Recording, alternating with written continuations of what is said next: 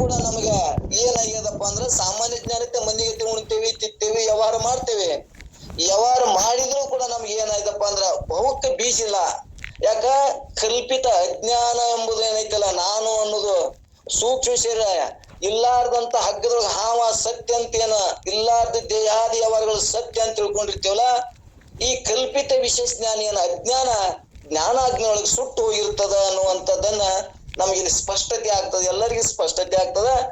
ಹಂಗ ಇಲ್ಲಿ ಸಾಮಾನ್ಯ ಜ್ಞಾನ ಮತ್ತು ಇಲ್ಲಿ ಕಲ್ಪಿತ ಜ್ಞಾನ, ವಿಶೇಷ ಜ್ಞಾನ ಎರಡೂ ಮುಳ್ಳನ್ನ ತೆಗೆದು ಹೋಗೋದ್ರಿಂದ ಅವನು ಕೂಡ ಸಾಮಾನ್ಯವಾಗಿರ್ತಾನ ಅನ್ನುವಂಥದ್ದನ್ನ ಅವನು ಉಣ್ತಾನ, ತಿತ್ತಾನ, ವ್ಯವಹಾರ ಮಾಡ್ತಾನ, ಅವನು ಹೊಲ ಹತ್ತಾನ, ಮನಿ ಹತ್ತಾನ. ಆದ್ರೂ ಕೂಡ ಅದರಿಂದ ಆಗುವಂತ ಕಲ್ಪಿತ ವಿಶೇಷ ಜ್ಞಾನ ಅಜ್ಞಾನ ಮೋಹಾದಿಗಳು ಸುಟ್ಟದಾಗ ಅದು ಏನಾಗ್ತಂದ್ರೆ ಹುರಿದ ಬೀಜದಂತೆ ದಗ್ಧ ಬೀಜದಂತೆ ವ್ಯವಹಾರ ಮಾಡಿದ್ರು ಕೂಡ ಈ ಬಹುಕ ಬೀಜ ಆಗುದಿಲ್ಲ ಅನ್ನುವಂಥದ್ದನ್ನ ಇಲ್ಲಿ ನಮ್ಗೆ ಸ್ಪಷ್ಟ ಮಾಡ್ಕೊತ ಬರ್ತಾರ. ಅಂದ್ರೆ ಇಲ್ಲಿ ಇವು ಎರಡೂ ಸುಳ್ಳನೆ, ಶಾಸ್ತ್ರನೂ ಸುಳ್ಳನೆ, ಹೇಳುದು ಗುರು ಶಿಷ್ಯನೂ ಸುಳ್ಳನೆ. ಆದ್ರೆ ಅದ್ರ ಒಳಗೆ ಉದಿಸಿದಂತ ಜ್ಞಾನ ಏನದಲ್ಲ, ಆ ಜ್ಞಾನ ನಮ್ಮನ್ನ ಮೋಕ್ಷವನ್ನು ಕೊಡ್ತದ ಅನ್ನುವಂಥದ್ದನ್ನ ಮತ್ತೆ ಮುಂದಿನ ನುಡಿ ಒಳಗೆ ಹೇಳ್ಕೊತ ಹೋಗೋದಾರ. ಇಲ್ಲಿ ಅಜ್ಞಾನ ತತ್ ಕಾರ್ಯವಾದ ಜಗತ್ತು ಭ್ರಮಾತ್ಮಕ ಒಂದು ಮಿಥ್ಯೆ ಎಂದು ಹೇಳ್ಬೋದು. ಆದ್ರೆ ಗುರುಶಾಸ್ತ್ರಗಳಿಂದ ಜನ್ಯವಾದ ಪ್ರಾಮಾಣಿಕವಾದ ಸುಜ್ಞಾನಕ್ಕೆ ತಾವು ಉತ್ತರ ಭ್ರಮೆ ಮಿಥ್ಯೆ ಎಂದು ಹೇಗೆ ಹೇಳುತ್ತೀರಿ ಎಂದು ಶಂಕೆಯನ್ನು ಮಾಡಲು ನಮ್ಮ ಅದ್ವೈತ ಮತದಲ್ಲಿ ಆತ್ಮ ಭಿನ್ನ ಗುರು ಶಾಸ್ತ್ರ ತಜ್ಜನ್ಯ ಅಜ್ಞಾನಗಳೆಲ್ಲ ಮಿಥ್ಯೆ ಆಗಿರ್ತದೆ ಅನ್ನೋ ಉತ್ತರ ಹೇಳ್ತಾರ.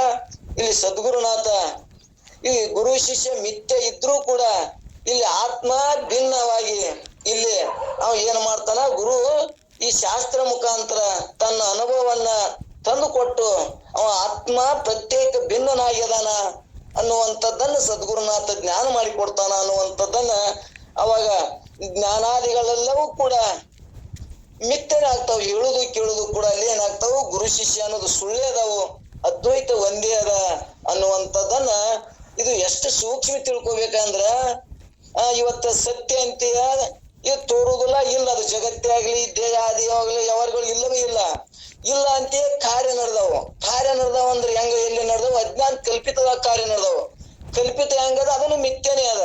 ಮತ್ತೆ ಇಲ್ಲಿ ತಿಳ್ಕೊಬೇಕು ಹೆಂಗ ಅಂದ್ರ ಮಿಥ್ಯನೇ ಅಂತ ತಿಳ್ಕೊಂಡು ಏನ್ ಕಾಲೊಳಗ ನಿಟ್ಟಂತ ಮುಳ್ಳನ್ನ ಕಲ್ಪಿತ ಜ್ಞಾನವನ್ನ ಇದನ್ನ ತೆಗೆದು ಆ ಮುಳ್ಳನ್ನು ಮತ್ತೊಂದು ಮುಳ್ಳನ್ನು ತಗೊಂಡು ಜ್ಞಾನವೆಂಬ ಗುರುಶಾಸ್ತ್ರ ಮುಖಾಂತರ ಆ ಮುಳ್ಳನ್ನು ತೆಗೆದು ಅಂದ್ರೆ ಅಜ್ಞಾನವನ್ನ ಕಳೆದು ಅಜ್ಞಾನ ಮತ್ತು ಈ ಕಲ್ಪಿತ ವಿಶೇಷ ಜ್ಞಾನ ಎರಡು ಏನದಾವಲ್ಲ, ಈ ಎರಡನೇ ಮುಳ್ಳ ಕಿತ್ತು ಒಗ ಎರಡನೇ ಹೆಂಗ ನಾವು ವಿಷ ಹಾಕಿ ಒಗಿತೇವೆ ಹಂಗ ಇಲ್ಲಿ ಕಲ್ಪಿತ ಜ್ಞಾನ ಮತ್ತು ವಿಶೇಷ ಜ್ಞಾನ ಈ ಎರಡನ್ನು ತೆಗೆದೊಗದಾಗ ಅಲ್ಲಿ ಸಾಮಾನ್ಯ ಜ್ಞಾನ ಅಂದ್ರೆ ಸಾಮಾನ್ಯ ಅಲ್ಲಿ ಏನೈತಿ ಒಂದೇ ಅದ. ಅದು ಎಲ್ಲಾ ವ್ಯವಹಾರಕ್ಕೂ ಪ್ರಪಂಚಕ್ಕೂ ಕೂಡ ಯಾವ್ದು ಬಾಧಕ ಆಗುವುದಿಲ್ಲ. ಇವತ್ತು ಕೆಟ್ಟ ಮಾಡೋರಿಗೇನು ಅದು ಬಾಧಕ ಇಲ್ಲ, ಚಲೋ ಮಾಡಿದವ್ರಿಗೆ ಬಾಧಕ ಇಲ್ಲ. ಆ ಮಾಡುವುದ್ರೊಳಗ ಅದೇನೋ ನಾವು ಮಾಡ್ತೇವಲ್ಲ ಪಾಪಾದಿ ಪುಣ್ಯಗಳು ಏನೇ ಕಾರ್ಯಗಳು ಮಾಡ್ತೇವಲ್ಲ ಆ ಕಾರ್ಯಕ್ಕೆ ಮಾತ್ರ ಫಲ ಅಲ್ಲಿ ಮುಂದ ಸಂಗ್ರಹ ಇರ್ತದ. ಹಿಂಗ ನಾವು ಜ್ಞಾನವನ್ನ ಮಾಡ್ಕೊಂಡು ಸಂಗ್ರಹ ಮಾಡ್ಕೊಂಡಾಗ ಅಲ್ಲಿ ಮೋಹ ನಂದು ಮತ್ತು ಕಾಮ ಕ್ರೋಧಾದಿಗಳು ಏನಾಗ್ತಾವಲ್ಲ ಅವು ಭಸ್ಮ ಆಗಿರ್ತಾವು. ಅವು ಹೆಂಗ್ ಭಸ್ಮ ಆಗಿರ್ತಾವ ಅಂದ್ರ ತೋರ್ತಾವು, ಜಗತ್ತಿಗೆ ಅವನು ಮಾಡ್ತಾನ ಉಣ್ತಾನ ತಿತ್ತಾನ ತೋರ್ತಾವು. ಆದ್ರ ಒಳಗೆ ಏನಾಗಿರ್ತಾವಂದ್ರ ಅವು ದಗ್ಧ ಉರಿದ ಬೀಜದಂತೆ ಇರ್ತಾವು ಅನ್ನುವಂಥದ್ದನ್ನ ಇಲ್ಲಿ ನಮಗೆ ಸ್ಪಷ್ಟ ಮಾಡ್ಕೋತ ಹೋಗ್ತಾರ. ಇಲ್ಲಿ ಗುರು ಮತ್ತು ಶಿಷ್ಯ ಬೋಧೆ ಜಾಗರಣದಲ್ಲಿ ತೋರಿಕೆ ಜಾಗರಣಾದಿ ಮಿಥ್ಯೆ ಒಂದಲ್ಲೇ ಮತ್ತೆ ಗುರು ಶಿಷ್ಯ ಬೋಧಗಳು ನಿಜ ಒಪ್ಪುವೆ, ಸಹಜ ಜ್ಞಾನವೇ ಕಲ್ಪಿತವೇ ನೋಡು ಮೈತ್ರಿ ಅನ್ನುವಂಥದ್ದನ್ನ ಇಲ್ಲಿ ಹೇಳ್ಕೊತ ಬಂದಾರ. ಸರಸ ಜ್ಞಾನವೇ ಅಂದ್ರ ಕಮಲಮುಖಿ ಮೈತ್ರಿಯ ಗುರು ಶಿಷ್ಯ ಬೋಧೆ ಗುರು ಮತ್ತು ಶಿಷ್ಯ ಇರುವ ಹುಟ್ಟಿದ ಜ್ಞಾನ ಜಾಗರಣದಲ್ಲಿ ತೋರಿಕೆ ಜಾಗೃತಾವಸ್ಥೆಯಲ್ಲಿ ಪ್ರತೀತಿ ಇವೆಲ್ಲಗಳು ಇವು ಏನ್ ಹುಟ್ಟ್ಯಾವಲ್ಲ ಎಲ್ಲಿ ಹುಟ್ಟ್ಯಾವಪ್ಪ ಅಂದ್ರ ಜಾಗೃತಾವಸ್ಥೆದೊಳಗ ಗುರು ಶಿಷ್ಯನು ಜಾಗೃತಾವಸ್ಥೆ ಒಳಗ ಇಲ್ಲಿ ಜೀವ ಈ ಕಲ್ಪಿತ ವಿಶೇಷ ಜ್ಞಾನ ಅಂತ ನಮ್ಗೆ ಅನುಭವಕ್ಕೆ ಬಂದದ. ಅದೇ ಸುಸುಪ್ತಿ ಅವಸ್ಥೆದೊಳಗ ಅಲ್ಲಿ ಗುರು ಇಲ್ಲ ಶಿಷ್ಯ ಇಲ್ಲ, ಅಲ್ಲಿ ಏನೈತಿ ಒಂದೇ ಅದ, ಆತ್ಮನ ಒಬ್ಬನೇ ಅದಾನ ಅನ್ನುವಂಥದ್ದೆಲ್ಲ ನಮ್ಮ ಅನುಭವಕ್ಕೆ ಬರ್ತದ. ಅಲ್ಲಿ ಸುಸುಪ್ತಿ ಅವಸ್ಥೆದೊಳಗೆ ಯಾವೂ ಇಲ್ಲ, ಗುರುನು ಇಲ್ಲ ಶಿಷ್ಯನೂ ಇಲ್ಲ ಪ್ರಪಂಚನೂ ಇಲ್ಲ, ಅಲ್ಲಿ ಏನೂ ಇಲ್ಲದಂತ ಆನಂದವನ್ನ ನಮಗೇನ್ ಮಾಡ್ತದ ಈ ಶಾಸ್ತ್ರದ ಮುಖಾಂತರ ನಮ್ಮ ಅನುಭವಕ್ಕೆ ಬರ್ತದ. ಇರ್ಲಿಕ್ಕಂದ್ರೆ ಜಗತ್ತ ಲೌಕಿಕರು ಏನ್ ವಿಚಾರ ಮಾಡ್ತಾರ, ಏನ್ ಆನಂದವಾಗಿ ಬರೀ ಮಕ್ಕೊಂಡೆ ಅನ್ನೋದು ಒಂದೇ ಗುರ್ತದ. ಆದರೆ ಅಲ್ಲಿ ನಮ್ಗೆ ಇದ್ರಾಗ ಏನ್ ಅನುಭವಕ್ಕೆ ಬರ್ತದ, ಅಲ್ಲಿ ಇವು ಯಾವ ವ್ಯವಹಾರಗಳು ಇಲ್ಲದಿದ್ದಕ್ಕಾಗಿ ನನಗೆ ಆನಂದವಾಗಿ ತೋರ್ಯದ.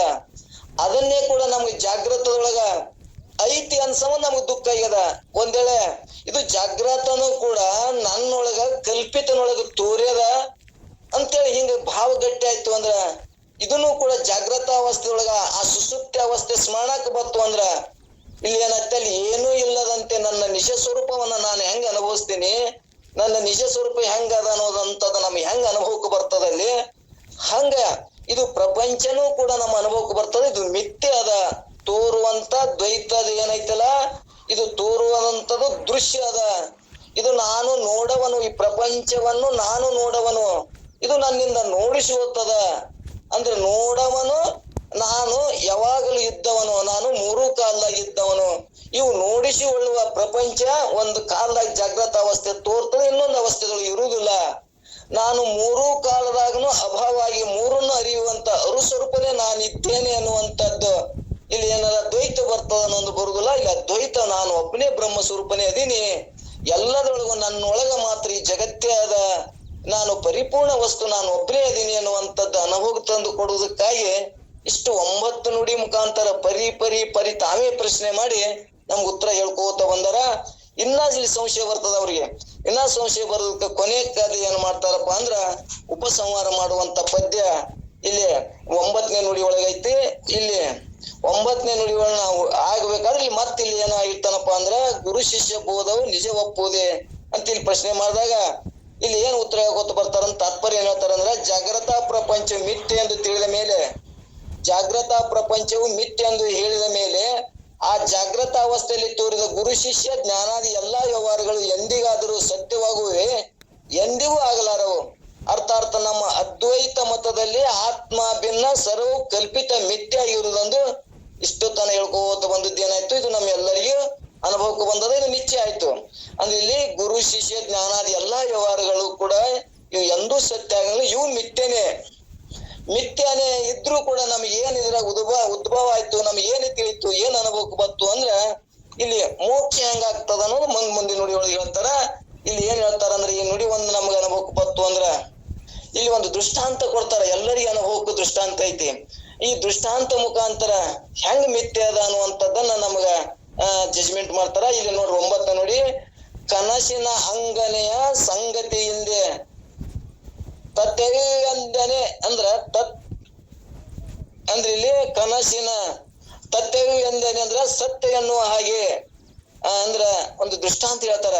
ನಮಗ ಕನಸಿನೊಳಗ ಮಕ್ಕೊಂಡಾಗ ನಮ್ಗೆ ಏನಾಗ್ತದ, ಒಂದು ಸ್ತ್ರೀಯರ ಜೊತೆ ನಾವು ಏನ್ ಮಾಡ್ದಂಗ ಆಗ್ತದ, ಕೂಡ್ದಂಗ ಆಗ್ತದ. ಆದ್ರ ಅಲ್ಲಿ ಕನಸು ಏನೈತಿ, ಸುಳ್ಳ್ಯದಲ್ಲಿ ಯಾವ ಜಾಗೃತ ಅವಸ್ಥೆ ವ್ಯವಹಾರಗಳಲ್ಲಿ ಏನೂ ಇಲ್ಲ.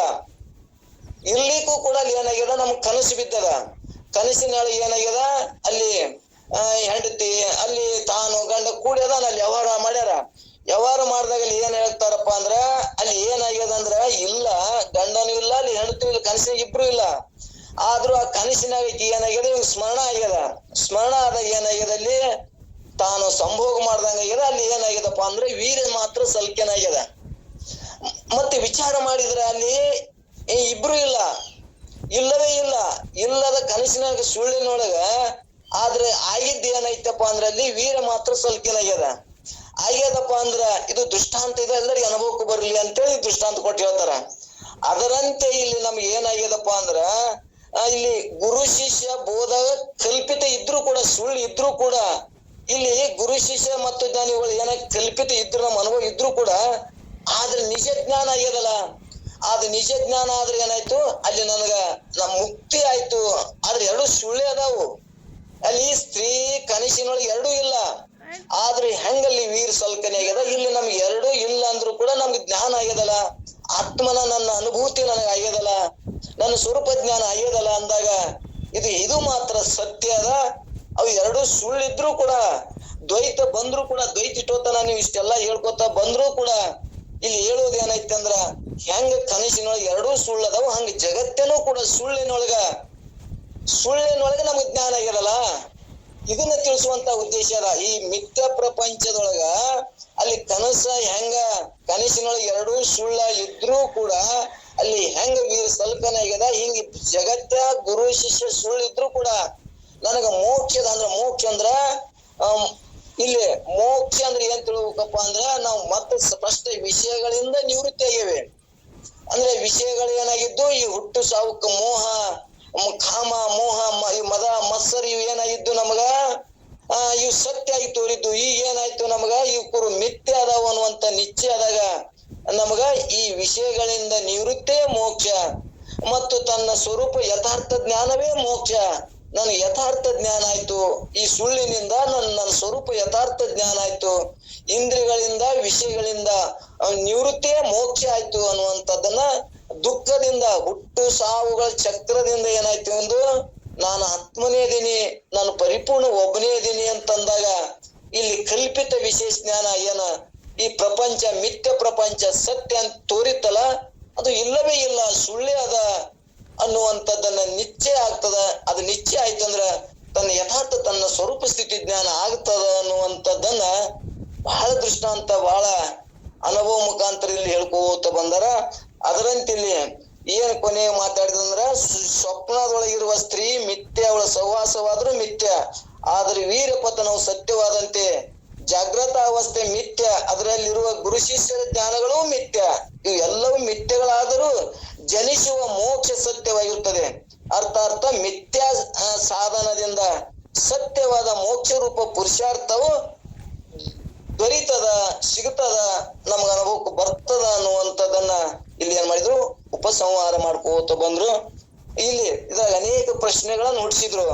ಗುರು ಶಿಷ್ಯ ದ್ವೈತ ಆಗ್ತದ, ಶಾಸ್ತ್ರ ಪುರಾಣ ಕೂಡ ದ್ವೈತ ಆಗ್ತದ, ಇಲ್ಲಿ ಏನು ಗುರು ಶಿಷ್ಯ ಇಲ್ಲ ಅಂತೀರಿ, ಮತ್ತೆ ನಡೆದಲ್ಲ ಕಾರ್ಯಗಳು ಅಂತ ಅನೇಕ ಪ್ರಶ್ನೆಗಳನ್ನ ಆ ದ್ವೈತದೊಳಗೆ ಜಗತ್ತ ಈ ಮಾತಾಡ್ತಾರ. ಅವ್ರು ಜ್ಞಾನ ಇಲ್ಲಾರ್ದವ್ರು ಹೊರಗಿನವ್ರು ಹೇಳ್ತಾರ ಇವರೇ ದೇವ್ರ ಅಂತಾರಪ್ಪ, ಇವರೇ ದೇವ್ರಾದ್ರ ಇವ್ರು ಮತ್ತ ಅಲ್ಲಿ ಇವ್ರು ಅವ್ರು ಇವ್ರು ಹೇಳುದು ಕೇಳುದು, ಮತ್ತೆ ದೇವ್ರ ಹೆಂಗ್ ಸುಮ್ಮಿರ್ತಾನ ಹೆಂಗ್ ಸುಮ್ ಇರ್ಬೇಕು, ಮತ್ತೆ ಹೇಳುದು ಕೇಳುದು ಯಾಕೆ ಮಾಡ್ತಾರ? ಹಿಂಗ ಅವ್ರ ಏನ್ ಮಾಡ್ತಾನಂದ್ರ ಜನತೆ ಒಳಗ ಪ್ರಶ್ನೆಗಳು ಇರ್ತಾವ ಅವ್ರಿಗೆ. ಯಾಕ ಅವ್ರಿಗೆ ಶಾಸ್ತ್ರಕ್ಕೆ ಬಂದಿರಂಗಿಲ್ಲ, ಅವ್ರಿಗೆ ಮಾತಾಡಕ್ ಬರ್ತದ. ಆದ್ರ ಈ ಶಾಸ್ತ್ರಕ್ಕೆ ಬರುವುದರಿಂದ ನಮ್ಮಲ್ಲಿ ಕಲ್ಪಿತ ವಿಶೇಷ ಜ್ಞಾನ ಅಜ್ಞಾನ ನಾಶ ಆಗಿರ್ತದ. ಈ ಶಾಸ್ತ್ರದಿಂದ ನಮ್ಗೆ ಸುಖ ಅನ್ನೋದು ಮೋಕ್ಷ ಅನ್ನೋದು ನಮ್ಗೆ ಸುಖನೇ ಮೋಕ್ಷ, ನಮ್ಗೆ ಮೋಕ್ಷ ಅನ್ನೋದು ಆಗಿರ್ತದ ಅನ್ನುವಂಥದ್ದನ್ನ ಇವು ಅನೇಕ ಪ್ರಶ್ನೆಗಳ ಮುಖಾಂತರ ನಮ್ಮ ಅನುಭವಕ್ಕೂ ಬಂದದ. ಮತ್ತ ಇದ್ರಾಗ ಏನಾದರೂ ಇದ್ರಾಗ ನಮ್ಗೆ ಸಂಶಯಗಳಿದ್ರ ಇದ್ರೊಳಗ ಸ್ವಲ್ಪ ವಿಚಾರ ಮಾಡ್ಕೊಂಡು ಬಂದೇವಂದ್ರ ಇನ್ನ ಅನೇಕ ಮಹಾತ್ಮರು ಹೇಳೋದ್ರಿಂದ ಒಬ್ಬೊಬ್ಬರು ಬಾಯಿ ಒಳಗ ಒಂದೇ ಪದವನ್ನ ಒಬ್ರು ಹಾಡೋ ಮುಂದೆ ಎಷ್ಟು ಆನಂದ ಕೊಡ್ತದ. ಹಂಗೆ ಅನೇಕ ನಮ್ಮ ಮಹಾತ್ಮರು ನಮ್ಮ ಗ್ರೂಪ್ನಾಗ ಅದಾರ, ಅನೇಕ ಸಂತರು ಅದಾರ. ಅವ್ರು ಹೇಳುವಾಗ ಇನ್ನಿಷ್ಟು ನಮ್ಗ ಸತ್ಯ ಅನುಭವ